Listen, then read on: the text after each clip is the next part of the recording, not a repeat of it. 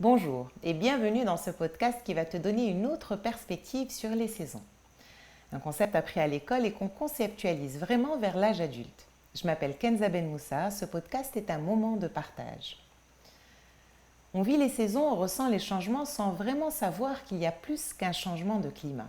Nous sommes entrés dans la saison d'automne et on ressent le changement.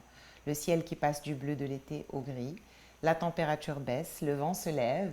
On ressent ces changements, mais est-ce qu'on sait vraiment à quel point les saisons impactent nos humeurs, notre corps? Chaque saison a ses propres caractéristiques et chaque saison affecte nos humeurs, notre biologie et même le cours de notre vie. J'ai trouvé que c'était intéressant d'aborder le sujet des saisons un peu plus en profondeur pour voir que certaines connaissances sur le monde qui nous entoure sont de vrais cadeaux et peuvent nous aider à naviguer notre route émotionnelle et physique beaucoup mieux. L'automne, la saison où après le soleil de plomb d'été, le vent se lève, la grisaille pointe le bout de son nez, subit la chaleur du soleil d'été, s'est desséché. Avec le vent, les feuilles tombent au pied des arbres pour en nourrir le sol qui en retour nourrira l'arbre. Une boucle vertueuse où les éléments de la nature se mettent en route pour un processus de nettoyage et d'auto-nourriture. Je trouve cette boucle très vertueuse parce qu'au fond, ce que fait la nature pendant l'automne, c'est qu'elle se nettoie de ce qui ne la sert plus, les feuilles mortes par exemple, et ces feuilles mortes deviennent la nourriture des arbres, des fleurs, des plantes qui se sont délestées de ces feuilles mortes. Ces feuilles mortes sont une mine d'or pour la Terre qui va, grâce à un écosystème très performant, transformer cette feuille morte en nourriture pour les racines des arbres. À l'automne, la nature transforme le vieux qui ne sert plus en nourriture pour elle-même. C'est, je crois, le système le plus efficace que je connaisse. Et depuis des millénaires, la nature continue de vivre et de perpétuer ce cycle sans l'aide de personne. Elle est malheureusement freinée par l'action de l'homme, mais si l'homme n'était pas là, elle continuerait à être abondante en s'auto-nettoyant et en s'auto-alimentant. Imagine si tu pouvais toi aussi laisser tomber des feuilles en automne et que ces mêmes feuilles soient de la nourriture pour toi. Eh bien, tu peux. Nous faisons aussi partie de la nature et le rythme des saisons a exactement le même effet sur nous que sur le reste de la nature. La saison d'automne est là aussi pour symboliquement nous aider à laisser partir les choses qui ne nous servent plus et les transformer en nourriture pour grandir, s'améliorer, ne plus commettre les mêmes erreurs. C'est aussi le temps d'apprendre ces leçons et de déposer des fardeaux pour que ta nature s'en occupe et le transforme en nourriture pour toi, en sagesse pour servir ton chemin personnel.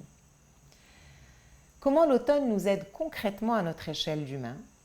Déjà, il nous offre un environnement extérieur un peu hostile. Le vent, la pluie, la grisaille, le froid qui commence à préparer la venue de l'hiver. Ces conditions nous poussent à rester plus dans nos maisons, à avoir moins d'activité à l'extérieur. L'automne est une saison aussi où la nature se ralentit. Il n'y a pas de nouvelles fleurs ni de nouvelles feuilles. La nature arrête de produire. Elle utilise toute son énergie pour se nettoyer. De la même manière pour nous, avec un extérieur moins accueillant, on peut donner l'opportunité à notre corps de se reposer plus, d'être moins dans l'activité. Comme la nature, le corps se met en mode nettoyage à l'automne. Particulièrement le nettoyage d'un organe qui nous est essentiel parce qu'il nous permet de respirer. J'ai nommé les poumons. Les poumons nous servent à respirer, mais ils sont aussi énergétiquement le berceau d'une émotion particulière, la tristesse. L'automne est le temps de donner l'opportunité à cet organe de se nettoyer des tristesses accumulées pendant l'année, les petites, moyennes et grandes tristesses de la vie. En automne, c'est le moment idéal de faire le point sur cette émotion et la fréquence de sa présence dans nos vies. C'est le temps aussi intellectuellement de l'observer, cette émotion, et de chercher à en connaître les déclencheurs. L'écriture est un formidable outil. Passer en revue les choses qui ont invité la tristesse les derniers mois qui sont passés, comprendre d'où elle vient de sorte à préparer l'année avec un quota plus allégé de tristesse. Cette saison est propice à faire sortir cette tristesse et ce n'est pas anodin si, à cette période, les bronchites, les infections pulmonaires et les allergies se déclarent. C'est un des moyens du corps de se détoxifier, de détoxifier les poumons. Le corps est poussé à se mettre au calme et au repos pour que puisse s'opérer le nettoyage, qu'il puisse sortir cette tristesse dans les poumons. Une vraie détox. L'automne apporte aussi beaucoup de raideur dans le corps. C'est la saison où il a le plus besoin de s'étirer. Le yoga, les massages sont les meilleurs alliés pour contrecarrer cette raideur, cette sécheresse invitée par la saison. Pour certains qui auraient tendance à la sécheresse dans le corps ou à de la constipation par exemple, c'est le moment d'aider le côlon en buvant beaucoup de tisanes chaudes, de soupe, de liquide pour aider à drainer. Les aliments à haute teneur en fibres sont aussi très indiqués.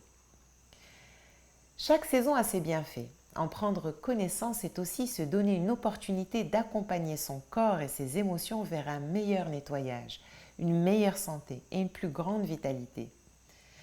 Parce que lorsqu'on nettoie, on vide ce qui n'a plus lieu d'être et qui encombre. Lorsqu'on vide, on fait de la place pour de nouvelles choses dans nos vies. Les poumons sont l'organe de la tristesse et aussi le siège de la joie en nous.